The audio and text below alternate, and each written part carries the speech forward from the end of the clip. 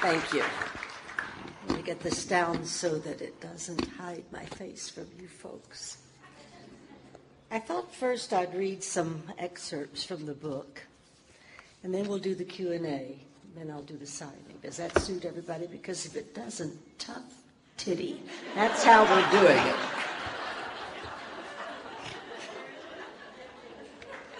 Okay. 2 excerpts. Each one's about 7 or 8 minutes long. In the spring of 1959, Venice, California was at the heart of the beatnik movement, sweeping the country. And Lawrence Lipton's home was at the heart of the Venice beatnik crowd, peopled with creatures I'd never imagined existed. Painters in torn T-shirts, writers in torn T-shirts, musicians in torn T-shirts, paint on their Levi's, all living in crumbling one-room digs, sleeping on mattresses on the floor, some with sheets, some without. Graffiti covered the walls, disjointed jumbles of freehand art, a lot of bird lives, and quotations from writers I'd never heard of. These lost souls had big aspirations, no clear direction, were primarily without talent, and undoubtedly on drugs. 8 or 10 of the more promising ones showed up at Lawrence and Nettie Lipton's large table for dinner every night, where they argued for hours over writing and art and ate everything in sight. It was probably their only meal of the day.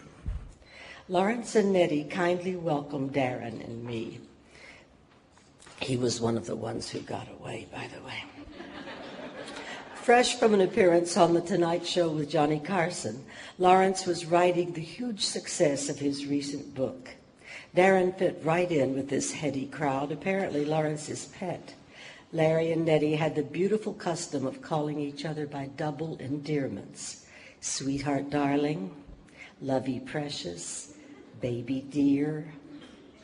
Bright and upbeat, they held sway over this unruly coterie of loud, bumptious beatniks who obviously adored them. I quickly came to adore them as well, but felt like a trout in a koi pond. All these artists, but not an actor in sight. Where were the theater buffs and playhouses? Nobody ever mentioned theater, but they argued writers at the top of their lungs. I couldn't discuss anything these fellows were all passionate about. I sat at dinner wondering what they were talking about and why Larry and Nettie fed and encouraged them. I went with Darren to say goodbye to his parents, quiet, kind, normal folk who lived in Ojai, an artsy academic town surrounded by orange groves, a big sky, lovely mountains, a Shangri-La where rich people sent their kids. Darren had been accepted into an exclusive private school there because they expected him to become a force in the literary world. He was a gentle intellectual, hardly battleground material. Nevertheless, off he went to Korea. I knew by then I wasn't in love with him, so after he left, I wasn't sure what to do. Larry and Nettie invited me to stay on while I decided, for which I was grateful and relieved. But I wanted to get out of their hair as soon as possible, and I was determined to find my way in the theatrical world. Was there one? In Los Angeles. The Yellow Pages yielded 4 playhouses worth checking into. The first 3 were not for me, but the Pasadena Playhouse was about to start its Summer Talent Finder course, 4 weeks of training, culminating in a production of Noel Coward's Present Laughter in the Patio Theater. I scheduled an interview, looked up Pasadena on the map, and somehow found my way there. I have a terrible sense of direction, but I can read maps like a champ, thanks to my 4th grade geography teacher.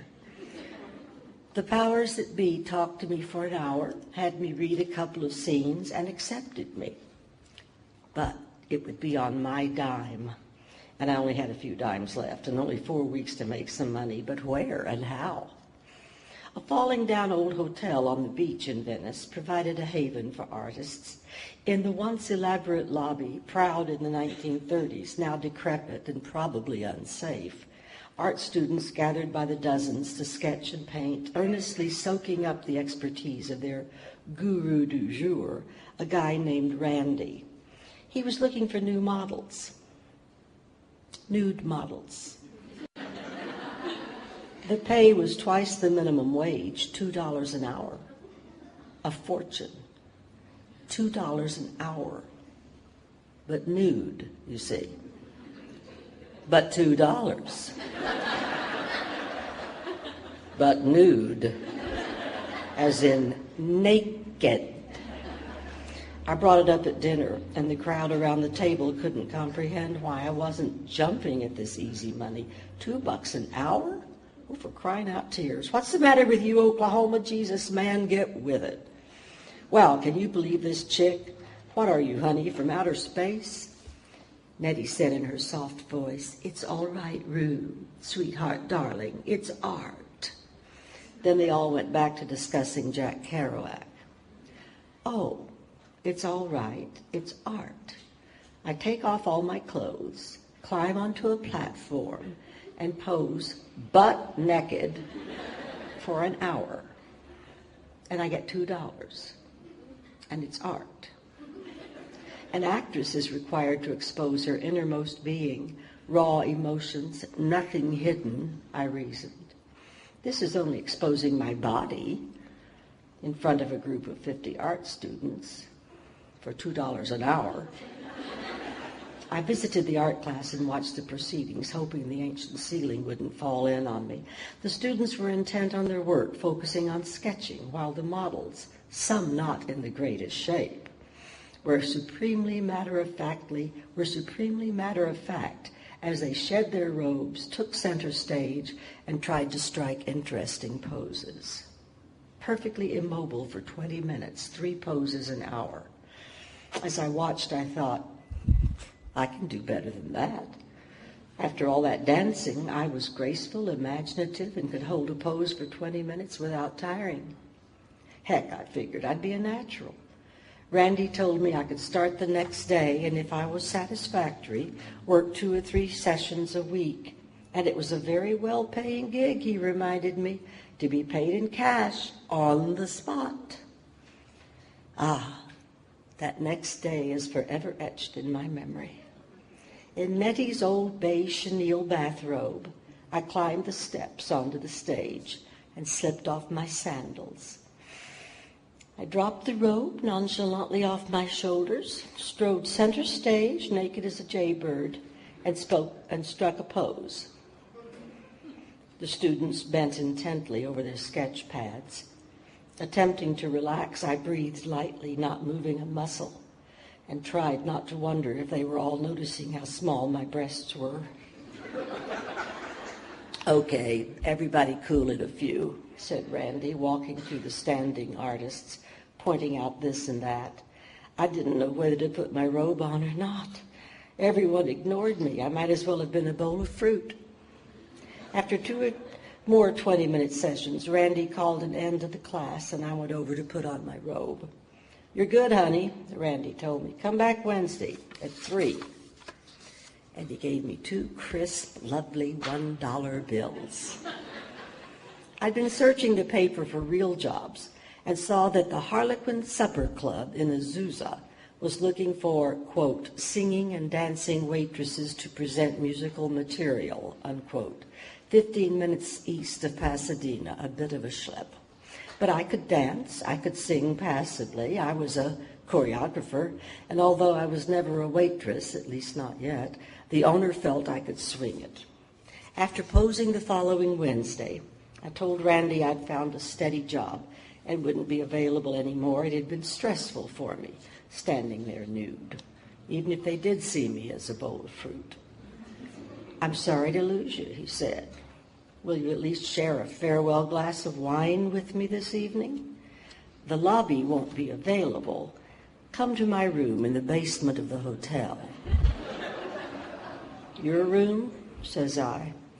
3rd cubicle on the left, says he. Farewell glass of wine, huh? He'd always behaved professionally. So, Oh, who am I kidding? This had all the earmarks of a real beatnik experience. A one-time, far-out, unheard-of piece of audacity. Strictly sex.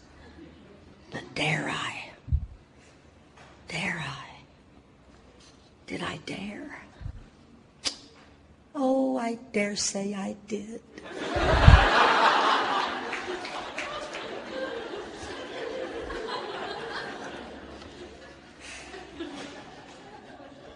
Chapter 21.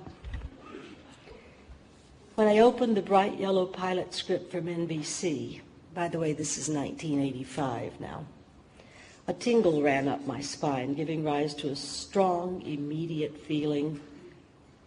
This one's a winner.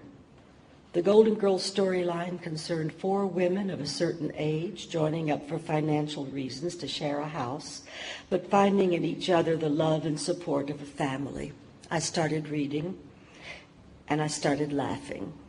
The zingy, spot-on dialogue crackled like sparklers. I instantly loved these characters.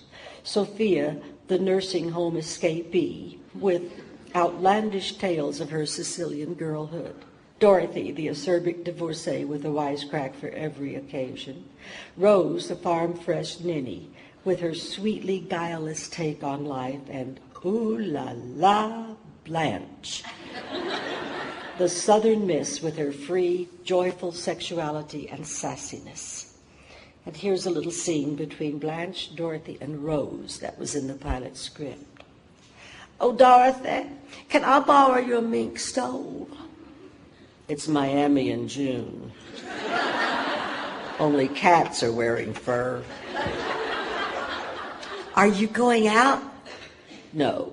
She's going to sit here where it's 112 degrees and eat enchiladas. I just need some cucumbers to put on my eyes. You'll have trouble seeing, Blanche. It's very good. It reduces puffiness. Does it work on thighs? I don't know, honey. I don't need it on my thighs. I called my agent at once. Sylvia, Rue, the script is definitely for me. I'm perfect for Blanche. Actually, they're thinking of Betty White for Blanche, she said. They want you to read for Rose. Oh, God, Rose, but I have no connection with Rose. I know exactly how to play Blanche. Well, she said, you could either go in tomorrow and read for Rose or pass. I read and reread the script, becoming more certain that Blanche and I were made for each other. Oh, dear. I went to NBC and read Rose for the pilot director, Jay Sandridge. After a scene or two, he said, Rue, I know it's an unorthodox thing to ask, and you're not prepared, but would you mind going down the hall to an empty room and taking a look at the role of Blanche? Jay, I cooed, my heart leaping. I wouldn't mind one bit. Not prepared, please. I'd all but memorized it. I went down the hall for a few minutes, then came back and gave Jay the full Blanche treatment. In high school, I had to break up with Carl Dugan, captain of the baseball team. I was very nervous, but I just spit it out. Carl, I'm dumping you for Coach Willens.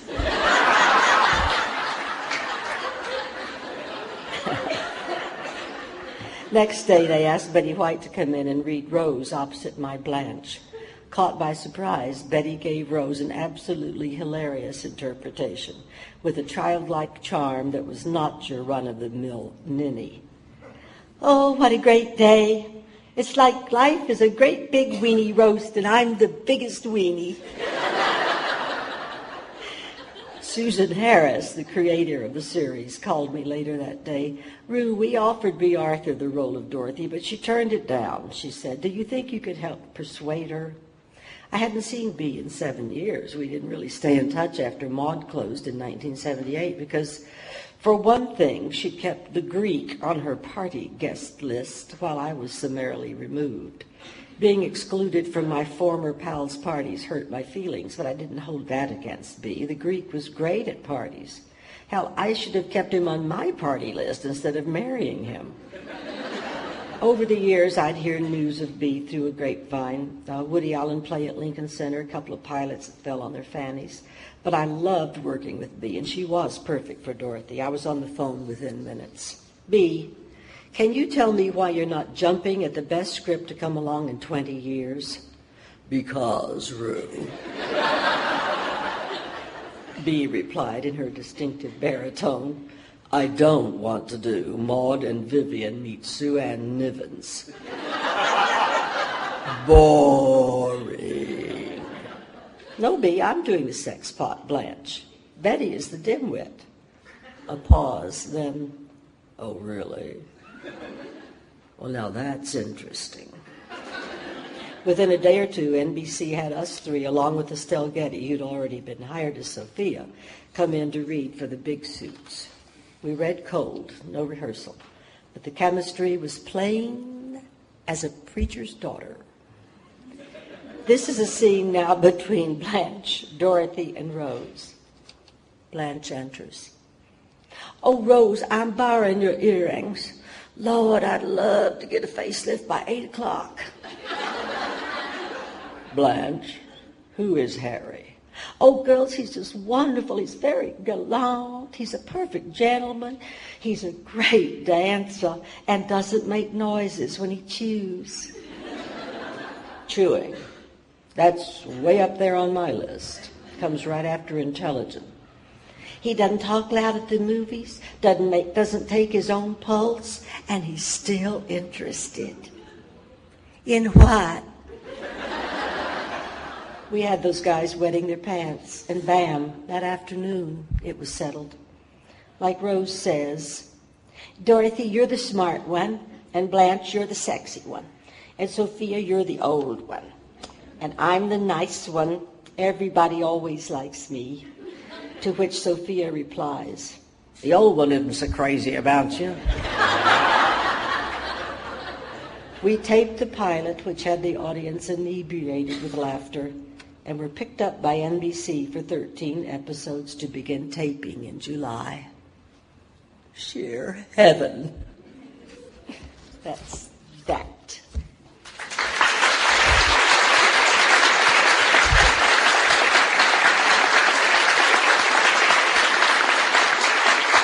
I thought since it was a luncheon, I'd better not read you any of the really racier sections. But there are some. Now, I think we're going to do questions and answers. If anyone has a question. Yes, ma'am. I think there's a microphone somewhere for you to speak into. Yes. I just have a real quick story. In 2002, at the Georgian Terrace, out on the terrace, we were celebrating a party. My daughter was getting married the next day, and you were at the party.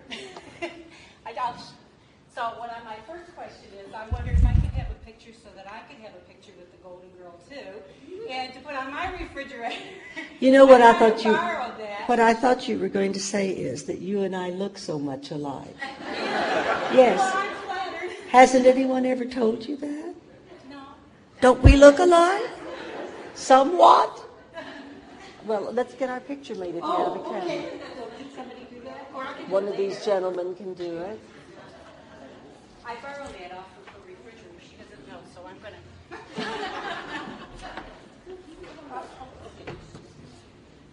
Yes. Thank you so much. Thank you. That's my beautiful daughter. She's gorgeous. Thank you. She looks just like us. The other question I was wondering is, I want to know how your son Mark is doing. My son Mark is doing great. He's just put out his first jazz album. It's in final mix right now, and he's already begun writing the second one. He's a jazz guitarist in Austin, and he's just doing fine. Still doesn't have a wife. Anything else? Yes, we're over here. Oh, yes. We're running up now. Hello. Oh, good. When I was in high school, I had the opportunity to do the play The Women, and I was thrilled when I saw on, I believe it was PBS, that they had taped the play that you did of it, and it was just wonderful. And I see now that they're talking about doing the movie. Have they approached you yet? No. Well, shame on them. That original movie, I think, should just be left alone. They remade it into a musical already and stuff like that, but But you were just delightful. And Thank you. Was it a thrill to be back on stage like that? Well, yeah, I did that, and then later on I did Wicked. Oh. So I just finished 7 months, most recently, of Wicked on the stage. Yeah. How exciting. Yeah. I'm really more interested in doing plays with content, however, comedies or not, non-comedies, with content. And you don't find those on Broadway for the most part. You have to go off Broadway for that. But I'm doing a TV show at the end of the summer called Ryan's Life. I play his grandmother. He's 15. He's questioning whether he's gay or not. It's a new channel called Here TV. H-E-R-E, Here TV. It's a gay channel. And they're showing this 15-year-old boy in his turmoil of confusion about his sexuality. And one reason I took it is it's a gorgeous character, the flamboyant grandmother, very colorful woman. I love her. And the second reason is it's a gorgeous script. It's so well written. And the third reason is, I'm sorry to have my back to you guys. The third reason is I learned recently that the incidence of suicide among gay teenagers is much higher than that among straight teenagers because they cannot live with the pressure of wondering what's wrong with them, or is something wrong with them, because they think, at those tender ages that they're the only ones, that I'm the only one who has this problem. They don't realize that it's it's common. And I'm hoping that this show will help kids accept themselves more and realize that they don't have to kill themselves, that there is a life out there for them. They have to learn to deal with it. And it's a beautiful script and funny. Have you already started shooting? That's called A Long Answer. We're going to start at the end of the summer. Excellent. Looking forward to it. Thank you. I'm excited to meet you. Thank you. My first knowledge of you was back in the 60s. You were on a soap opera. And I believe you were Caroline stealing some twins or something. I was Caroline Johnson, and I was poisoning Pat. Okay. So was that your first TV appearance, or did you have before that? No, let's see. That was my first running job, so that, I was on every day, every week. That was the first one of those. And I lasted 14 months, which is pretty long for a killer. Yeah, that was good. I'm so glad you became Blanche, though, because then I got known. So I appreciate it. What, you got known? Yeah, because I look like you. Oh, yeah, she does. I look like you. So that's a compliment. Well, that makes three of us. Yeah. Thank you. Hi, I was going to say it's amazing to meet you, and I definitely had all the Golden Girls recorded on VHS before they came out on DVD from Lifetime. Oh, you did? Yeah. So, yeah, my mom knew I was gay when I was real little. That's what we said. The question is Golden Palace, which aired after the Golden Girls. Did y'all just not have the same connection on there? Is that one of the reasons you think maybe the show didn't fare as well? I think the reason it didn't fare as well is they put Golden Palace on with no publicity. They moved it from NBC, where Golden Girls had made its big hit, to CBS. They moved it from Saturday night at 9 to Monday night at 8. Nobody knew it was on the air. CBS did not publicize it. We were just a well-kept secret. And that's not the way to get notoriety, and it's not the way to get renewal. And just the other thing was, I did get a picture with Bea Arthur when she did her one-woman tour, so I was wondering if I could grab a quick picture with you. It's fine with me.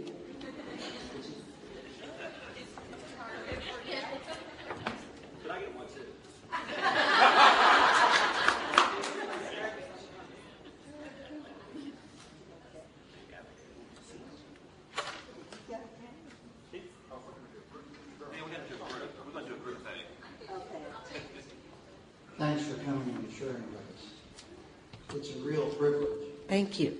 Of all the TV series that I watched, you were one of my favorites. Thank Your you. Girl. Thank you. It seemed like you attracted a lot of leading men that came on and did one-night stands. And I thought maybe you could share with us some of your favorites.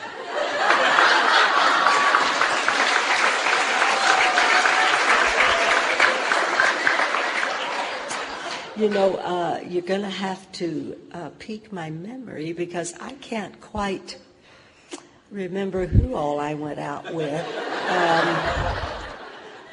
They were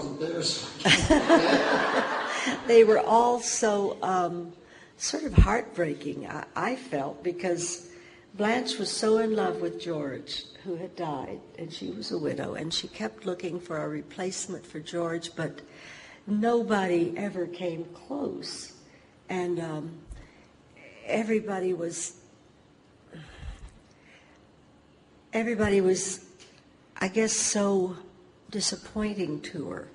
And of course, she didn't act disappointed. She always was upbeat. That woman never let anything get her down. But she did have that dream, if you remember, where she dreamed he'd come back. And when she woke up, she realized in bed there that it had been a dream, and her heart was broken. I'm sure many women here today have experienced that loss. I never have. I've always jettisoned mine.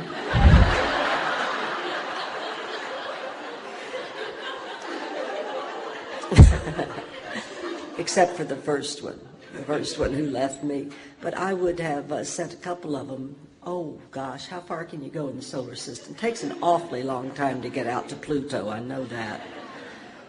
So I've never experienced widowhood, and I hope never to, by the way. But I don't remember the names of anyone who came on to play Blanche's dates, shall we say. John Wayne?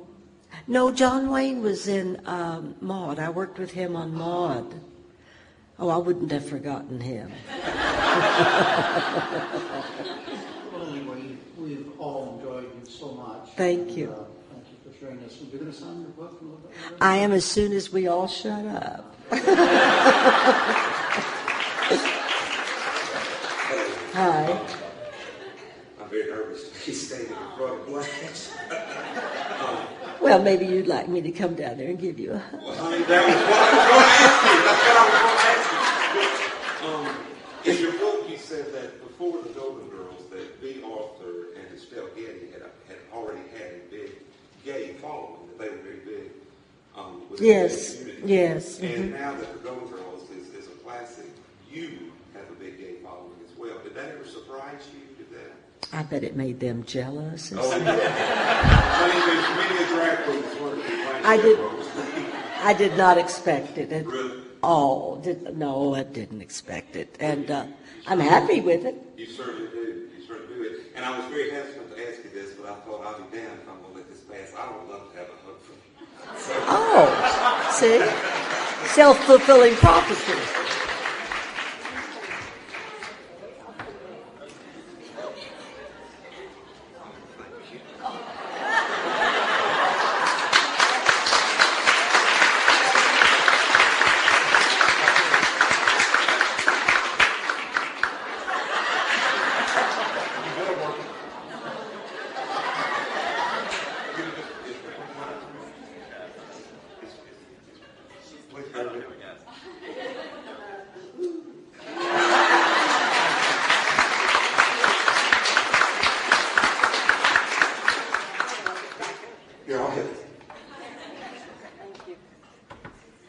Hiking along the highway one day 4 years ago, and I tore the meniscus in one kneecap. And about 4 months later, I stepped out of the shower. I tore the meniscus in the other kneecap. So I find getting up and down stairs challenging. Any other? Oh, yes. Here we go. It's truly an honor. Thank you. What was your experience playing Franny on Aunt Fran.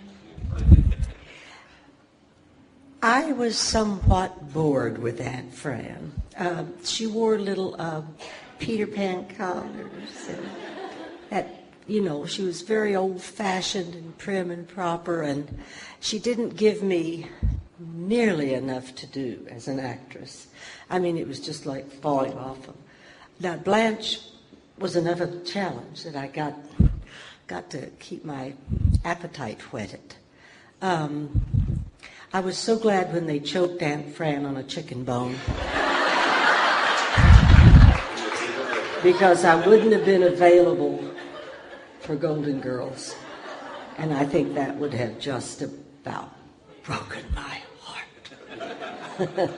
But you know what? I love Vicki Lawrence playing Mama. And I love Ken Berry. And I loved watching them work. It's just that I didn't have enough to do. She was too tight a character for me, too limited. Besides, I don't like playing prim little nice ladies. I like playing flamboyant people. Is our last question? Yeah, then she'll be signing on the porch. We'll have photo opportunities on the porch. We need to get her to the next one, too. So this is an absolute dream come true. Isn't it?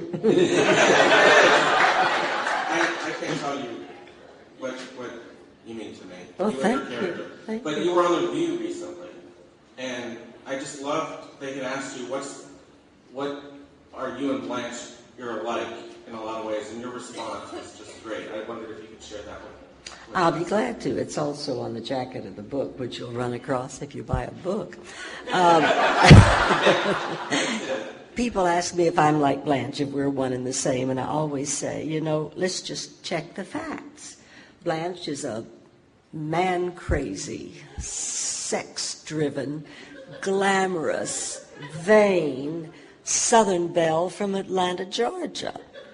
And I'm not from Atlanta. Thank you.